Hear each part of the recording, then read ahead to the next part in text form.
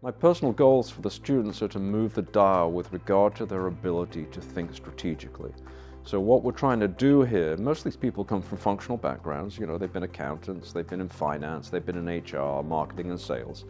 And we're trying to move them into a general management mindset. And one of the keys of a general management mindset is you've got to see the big picture. And you have to think strategically, and you have to figure out how all of these different functional activities of the firm fit together to create a competitive advantage in the marketplace.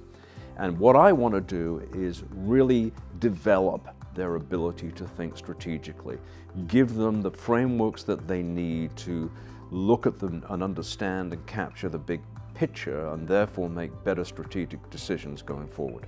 Yeah, I think there are a lot of misconceptions with accounting, which I always try to get people to realize are not true. So one is that accounting is boring, and accounting is not boring. Accounting is very interesting. I think of accounting more broadly as being a way that companies tell their story to shareholders and other stakeholders, and there are numbers involved in that, but there's a bigger picture to that. And so a lot of what we discuss in the class is that. In today's world, it's such a divisive environment, yet at the same time we're trying to build a global economy.